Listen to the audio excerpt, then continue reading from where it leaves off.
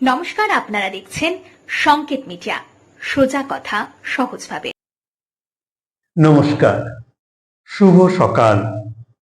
আজ ঈশ্বর কথার ৪২তম পর্বে শ্রী শ্রী গীতা থেকে বাংলা অনুবাদ পাঠ। ত্রয়োদশ অধ্যায়, ক্ষেত্র ক্ষেত্র ক্ষেত্র ক্ষেত্রজ্ঞ বিভাগ যোগ। হে কৃষ্ণ করুণা সিন্ধু দীনবন্ধু জগৎপতে গোপেশ গোপিকা কান্ত রাধাকান্ত নমস্তুতে।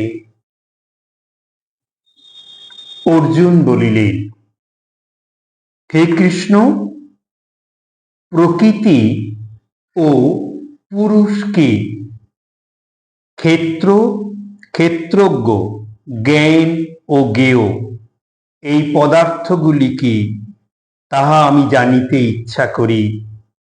শ্রী ভগবান কহিলেন, হে অর্জুন, এই দেহকে ক্ষেত্র বলে। ইহা যিনি প্রকৃতপক্ষে জানেন, পণ্ডিতগণ তাহাকে ক্ষেত্রজ্ঞ বলেন। আর ক্ষেত্রজ্ঞ স্বরূপ আমাকে সর্বক্ষেত্র মধ্যে অবস্থিত জানিও। ক্ষেত্র ও ক্ষেত্রজ্ঞের বিষয়ে প্রকৃত জ্ঞানই আমার জ্ঞান। সেই ক্ষেত্র অর্থাৎ দেহ কি, তাহার রূপ ও বিকার কি রূপ, আর ক্ষেত্রজ্ঞ বা কি, তাহার স্বরূপ ও প্রভাব সংক্ষেপে তোমায় বলিতেছি, তুমি শ্রবণ করো। বেদ মন্ত্রে ও ছন্দে বহুভাবে বশিষ্ঠাদি ঋষিগণ এই ক্ষেত্র ও ক্ষেত্রজ্ঞ বিষয়ক জ্ঞান নিরূপণ করিয়া গিয়াছেন। ক্ষিতি আদি পঞ্চমহাভূত আর অহংকার, বুদ্ধি, প্রকৃতি, 10 ইন্দ্রিয়, মন আর পঞ্চ জ্ঞানেন্দ্রিয়, পঞ্চ বিষয় এবং ইচ্ছা, দেশ, সুখ দুঃখ, শরীর, চৈতন্য, ধৈর্য, ইহারাই ক্ষেত্র ও তাহার বিকার। ইহাই তোমাকে সংক্ষেপে বলিলাম।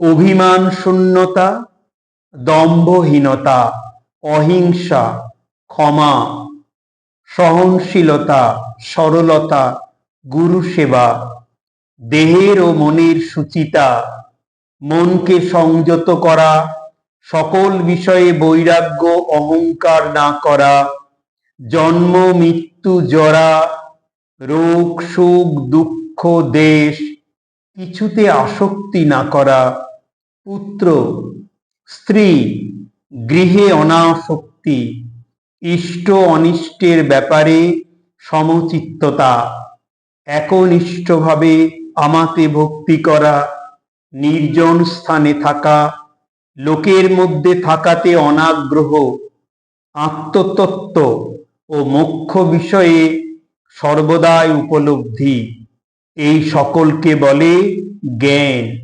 আর ইহার বিপরীত হইলে তাহা অজ্ঞান বলিয়া বুঝিবে। জ্ঞেয় কাহাকে বলে তাহা বলিতেছি। ইহা জানিতে পারিলে পরমানন্দ পাওয়া যায়। যিনি পরম ব্রহ্ম, অনাদি, তিনি সৎ বা অসৎ কিছুই নহেন। সেই ব্রহ্ম সর্বত্রই হস্ত, পদ, মস্তক, মুখ এবং কর্ণ বিশিষ্ট। তিনি সমগ্র জগৎ জুড়িয়া রহিয়াছেন। তাহার সকল ইন্দ্রিয় গুণের প্রকাশ, অথচ তিনিও ইন্দ্রিয় বিবর্জিত। তাহার সর্বত্র সম্বন্ধহীন, তবুও তিনি সকলকে ধারণ করিয়া আছেন। তিনি নির্গুণ, তবুও তিনি গুণহীন, অথচ সকল গুণের পালক। তিনি সর্বজীবের অন্তরে এবং বাহিরে আছেন। তিনি স্থাবর ও জঙ্গম রূপে আছেন। তিনি সূক্ষ্ম হইতেও সূক্ষ্ম, তিনি কাছে থাকিয়াও দূরে আছেন বলিয়া মনে হয়। তিনি সর্বভূতে অবিভক্ত অথচ বিভক্তের ন্যায় স্থির আছেন। তিনি সর্বভূতকে ভরণ করেন, প্রলয়কালে গ্রাস করেন, সৃষ্টিকালে ভিন্ন ভিন্নভাবে প্রকাশিত হন এবং সকলেরই তিনি মূল কারণ। তিনি সকল জ্যোতির জ্যোতিস্বরূপ, তিনি তমসার অতীত, তিনি জ্ঞান, আবার তিনিই জ্ঞেয়, তিনিই জ্ঞানগম্য, তিনি হৃদয়ের মধ্যস্থলে আছেন। আমি তোমাকে ক্ষেত্র, জ্ঞান ও জ্ঞেয় বিষয়ে সংক্ষেপে বলিলাম। আমার ভক্ত সকল ইহার বিষয় জানিতে পারিলে মদভাবস্থ হয়েন। প্রকৃতি ও পুরুষ উভয়কেই অনাদি বলিয়া জানিবে। গুণ ও বিকার উভয়ই প্রকৃতি হইতে জন্মে, তাহাও জানিও। শরীর ও ইন্দ্রিয় উভয়ের যে কর্তৃত্ব, তাহার কারণ প্রকৃতি। আবার সুখ ও দুঃখের কারণ হইল ভোগ, তাহার হেতু হইল পুরুষ। পুরুষ প্রকৃতিতে থাকিয়া প্রকৃতি হইতে জাত সুখ ও দুঃখাদি ভোগ করেন। পুরুষ গুণ সকলের সহিত যোগী, তাহার সৎ বা অসৎ জন্মের কারণ। সকল লোকের দেহে থাকিয়া পরম পুরুষ বিরাজমান। তিনি উপদ্রষ্টা, অনুমন্তা, ভর্তা, ভোক্তা, মহেশ্বর এবং তিনি পরমাত্মা বলিয়া খ্যাত।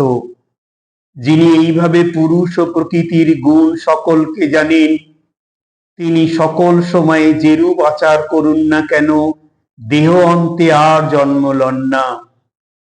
কেহ কেহ ধ্যান যোগে, কেহ কেহ জ্ঞান যোগে, আবার কেহ কেহ কর্মযোগে এই আত্মাকে দর্শন লাভ করেন।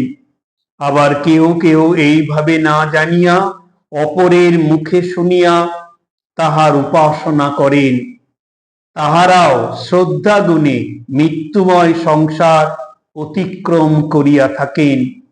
হে অর্জুন, জগতে স্থাবর বা জঙ্গম যাহা কিছু পদার্থ জন্মে, সে সবই ক্ষেত্র ও ক্ষেত্রজ্ঞে সংযোগে হইয়া থাকে, ইহা জানিও। যেই জন্য আত্মাকে সর্বভূতে সমভাবে অবস্থিত দেখিয়া থাকেন। আবার নশ্বর পদার্থেও অবিনশ্বর আত্মাকে দেখিয়া থাকেন। তিনিই প্রকৃত দ্রষ্টা। সর্বভূতে সমানভাবে ঈশ্বরকে সর্বত্র দর্শন করিয়া যিনি আত্মহিংসা মুক্ত, তিনি মুক্তি লাভ করিয়া থাকেন। প্রকৃতি সর্বভাবে সর্বকর্ম করিতেছে। আত্মাকে অকর্তা রূপে যিনি দেখেন, ইহা যিনি বোঝেন, তিনি প্রকৃত সত্যদর্শী।